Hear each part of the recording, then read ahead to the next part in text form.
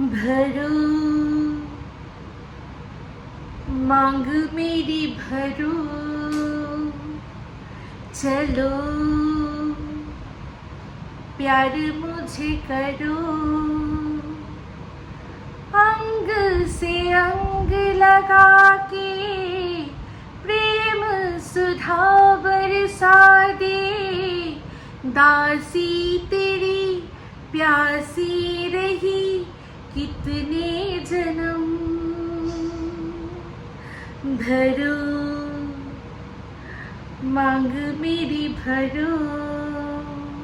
High, আমি Ipsita, welcome back to my channel. চলে এসেছি আমরা একটা নতুন ভিডিও নিয়ে। তো আজকের ভিডিওর শুরুতে ইন্ট্রোডাকশনে এই যে গানটা গাইলাম, এটা যে কি জন্য গাইলাম আর নতুন করে বলতে হবে না। এই গান আমি যখন ভিডিওটা দেখেছি আর সেই ভিডিওটার মধ্যে যে অংশটা দেখেছি, মানে ইনফ্যাক্ট থাম্বনেলটা দেখেছি, তাতেই এই গানটা আমার মনের মধ্যে মানে বাজতেই থেকেছে। তো যাই হোক, আমি তো দেখছি দৃশ্য, আর তার মধ্যে আমার মানে এই গানটা সেই যে বিখ্যাত মমতা কুলকার্নি আর অক্ষয় কুমারের ওপর এই গানটা, খিলাড়িও কাকে সবচেয়ে বড় খিলাড়ি সিনেমার, আমি তো ভাবছি ভাই তো সেই সিচুয়েশন।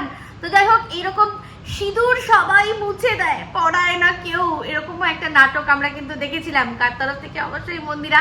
তো যাই হোক, সেই মন্দিরার আর কি ফুটস্টেপ বা পদচিহ্ন ফলো করে তার সোনাদীপ ভাই এরকম যে কিছু একটা করবে, সেটা কম বেশি আমরা অনেকেই কিন্তু আইডিয়া করতে পেরেছিলাম। তো যাই হোক, আজকের এই ভিডিওর শুরুতে মানে ওকে নিয়ে এই ভিডিওটা, ওকে যা দেখলাম সেটা নিয়ে ভিডিওর শুরুতে আপনাদের কিছু ছড়া বা কবিতা যাই বলেন শেয়ার করব। অবশ্যই এটা আমার স্বরচিত নয়, আমাকে আপনাদেরই মধ্যে কেউ একজন পাঠিয়েছে, সেটা আমি আপনাদেরকে পড়ে শোনাবো, ঠিক আছে?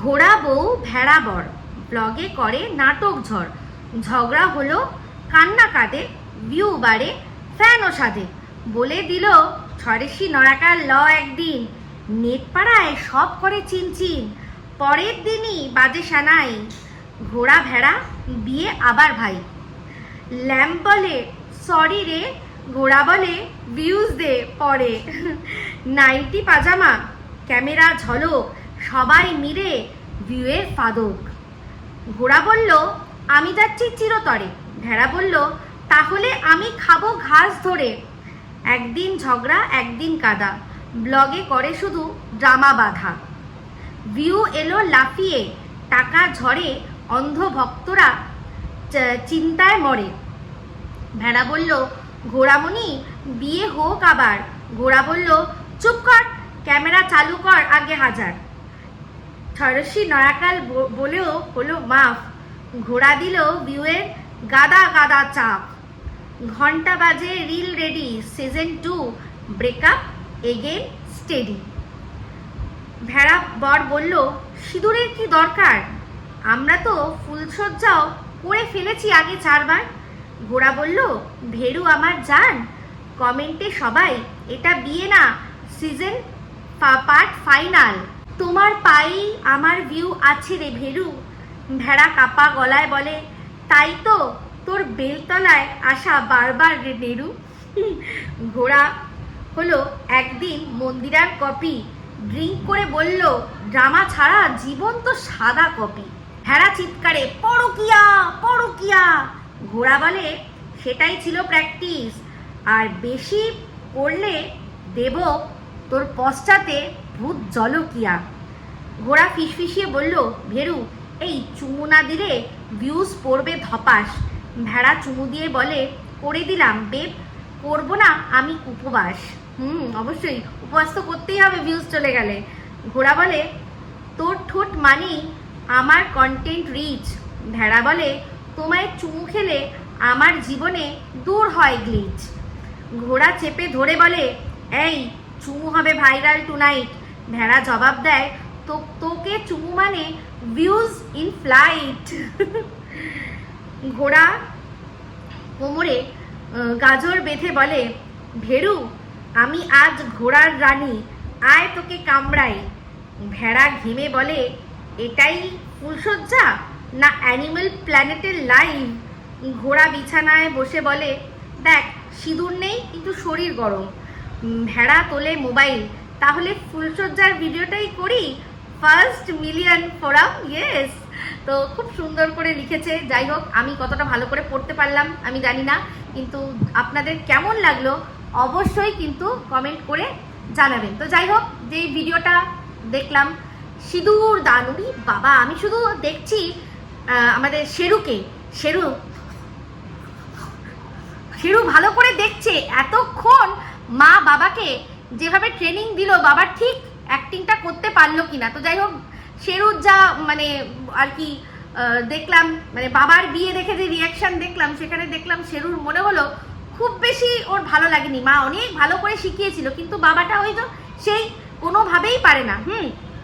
তো যেমন কিনা অনেক দিন, মানে 21 দিন না 23 দিন পর বাবাকে দেখে আমাদের শেরুও মানে যেরকম আর কি লাফালাফি করলো, যা করলো, সে নিজের পার্টটা ভালো করে করলো, কিন্তু বাবা এদের হঠাৎ করে দেখে চমকে যাওয়ার অভিনয়টা কিন্তু ঠিকভাবে করতে পারলো না। যেমনটা কিনা এই ফ্ল্যাটে যখন গেল, গিয়ে জিজ্ঞাসা করছে যে কি ব্যাপার, কেমন লাগলো, তো সেখানেও তার অবাক হওয়ার কিছুই নেই। তার সে যে নতুন কোনো জিনিস দেখে নতুন জিনিস দেখলে যে চোখের মধ্যে একটা সব জায়গার দিকে একটা কৌতূহল, কোথায় কি কোনা আছে, ওর তো ইঞ্চিতে মানে কোনা সমস্তটাই জানা। যখন ওটা ফাঁকা ছিল তখনও কেমন ছিল সেটা দেখেছে, যখন ভরেছে জিনিস সব দেখেছে। তাই সেই অ্যাক্টিংটা কিন্তু ঠিকমতো করতে পারলো না। যে এটা প্রথম দেখেছি, শুধু ডায়লগ দিল যে তোমার জিনিস তুমি পছন্দ করেছো, তুমি ভালো, যা দেখেছো সেটাই। তো যাই হোক, দেখলাম যে এই যে বিষয়টা আমরা প্রথম থেকেই বলছিলাম যে এটা যা হচ্ছে, আমি যেটা বলছিলাম যে যেটা হচ্ছে ওদের সবার সম্মতিক্রমে হচ্ছে, মানে দুই ফ্যামিলির থেকে সম্মতিক্রমে হচ্ছে।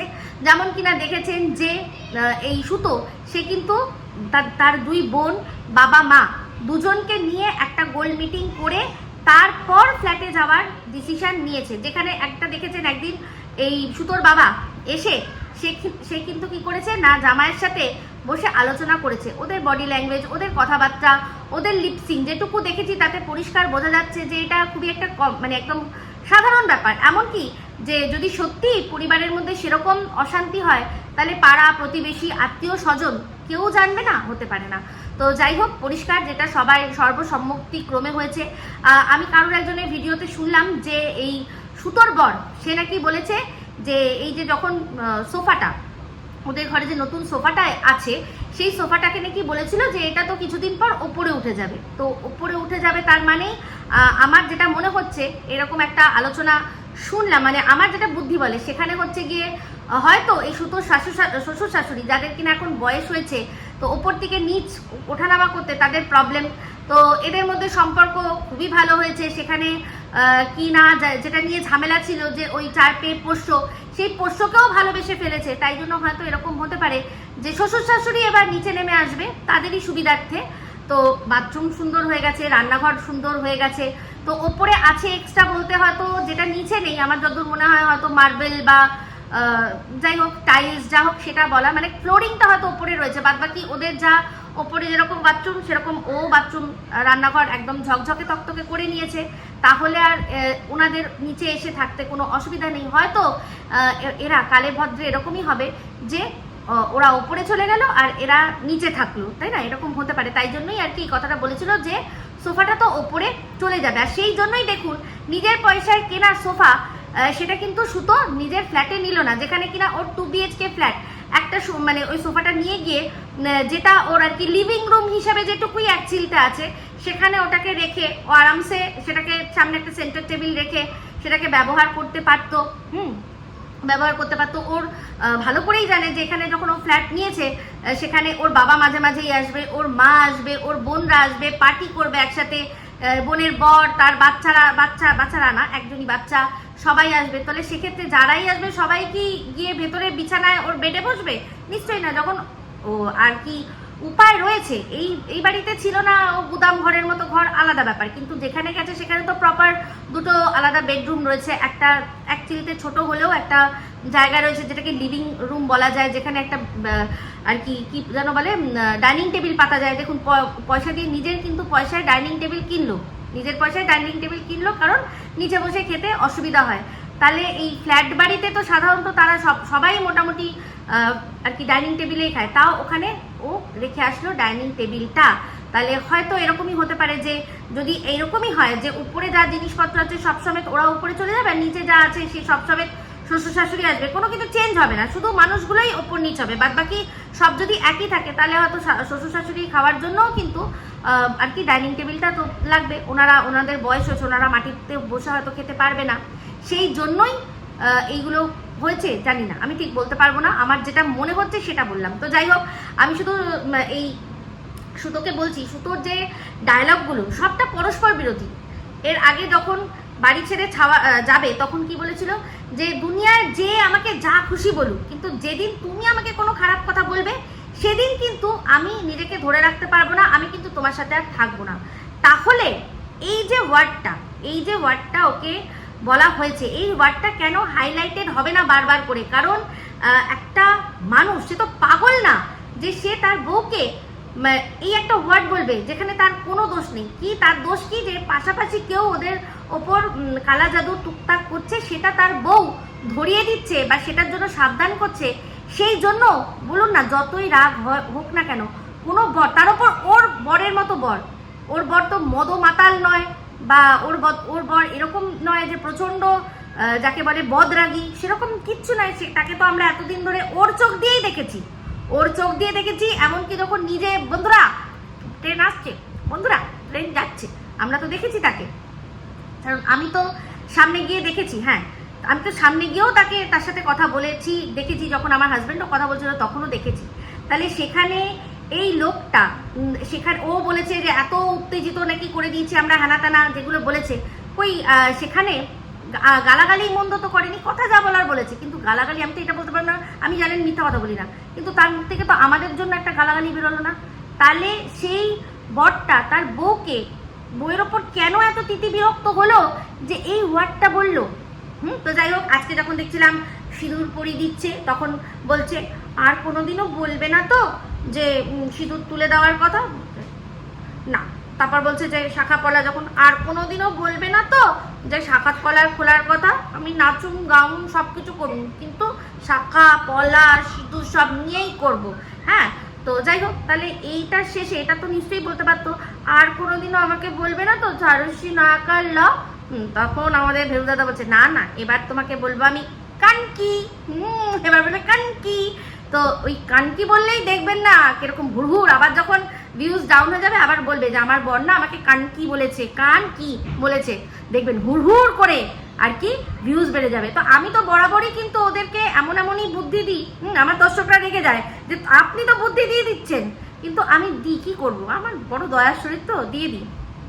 দেখুন, যেটা বললাম যে এই যে বর থাকবে না অথচ তুই কি করবি না মা হবি, এটা কি ধরনের কথাবার্তা? মহাভারতের যুগে কুন্তি করে দেখিয়েছিল, আর এই যুগে তুই করে দেখাবি?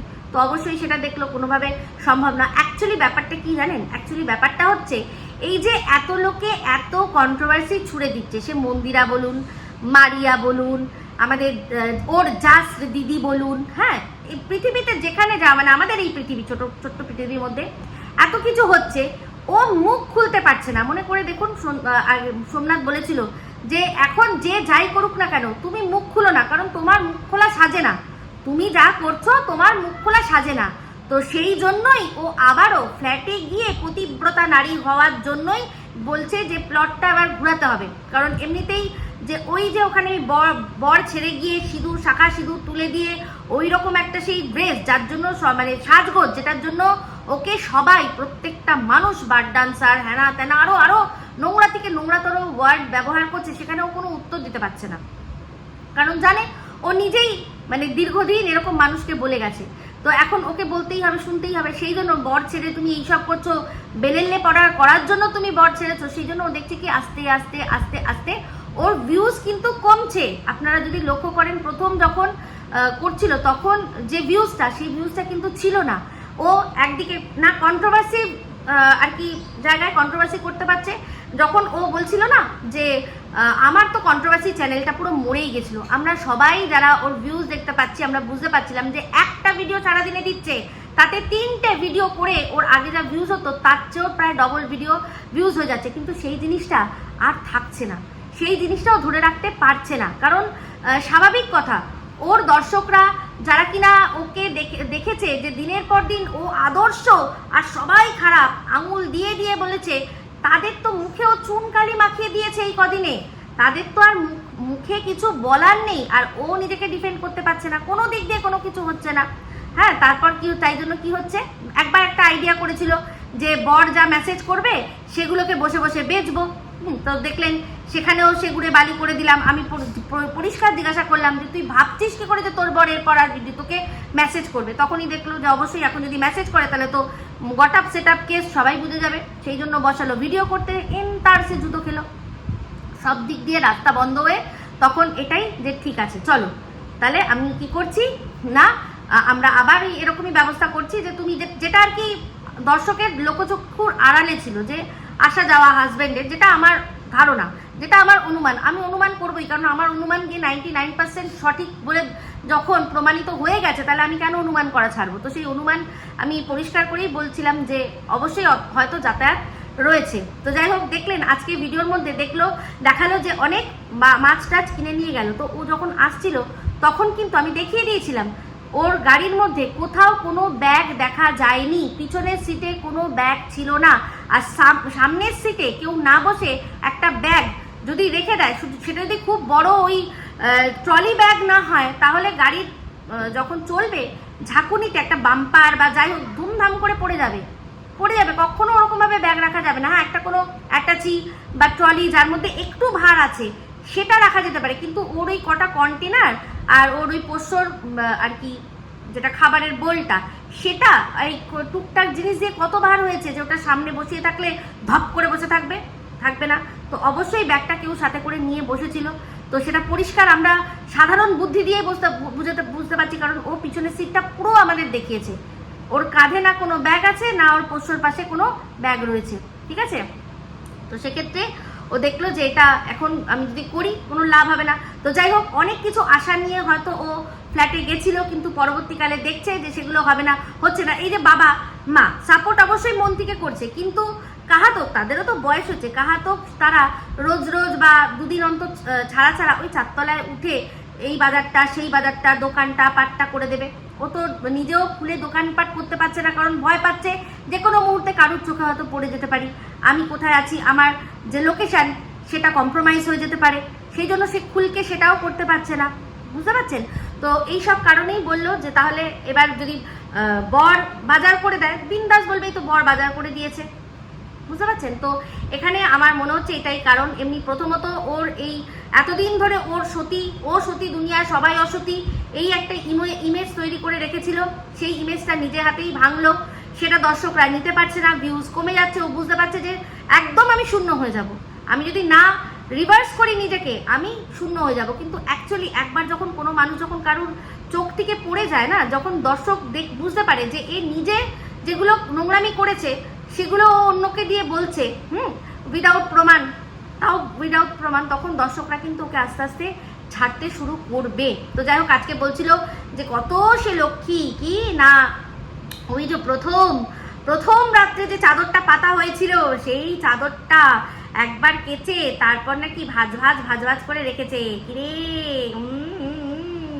তো যাই হোক, বললো ভীষণ ওটা হচ্ছে গিয়ে একটা ভালো করে যত্ন করে রেখেছে, কোথায় পাতবে না আবার সেই ফ্ল্যাটে গিয়ে পাতবে। তো যাই হোক, আজকে সিঁদুর পরানোর পর তারপর কি কাল রাত্রি হয়েছে, তারপর ফ্ল্যাটে গিয়ে কি ফুলসজ্জাটা হবে নাকি এখানেই হয়ে গেছে? কারণ যেভাবে হাঁপিয়ে গেলাম ভাই সাহেব বলছিল, তাতে আমাদের বোঝানোর চেষ্টা করছিল মনে হয় যে ইয়েস এটা তো হয়েছে, তার সাথে ওটাও আর কি হয়ে গেছে। তো যাই হোক, আমার আজকে সবচেয়ে ভালো লেগেছে শেরু ভালো করে পুঙ্খানুপুঙ্খ দেখছে যে বাবা মার বিয়ে ঠিকভাবে হচ্ছে কিনা, মা যা শেখালো বাবা করতে পারলো কিনা, বাবার যে পারফরমেন্স টাই পিস একেবারেই ঠিক না। তো যাই হোক, এখন আপাতত ওই ভিডিওটি থেকে এটুকুই বললাম। তারপর পাশাপাশি বসে যে ভিডিওটা ওরা করেছে সেটা আমি দেখেছি, সেটা নিয়েও কিছু কথা কোনো একটা ভিডিওর মাঝখানে বলে দেবো, কোনো চাপ নেই। তো যাই হোক, আমার ওপর প্রচণ্ড রাগ হবে আমি বলেছিলাম, দেখেছেন মিলে গেছে, প্রচুর রেগে গেছে।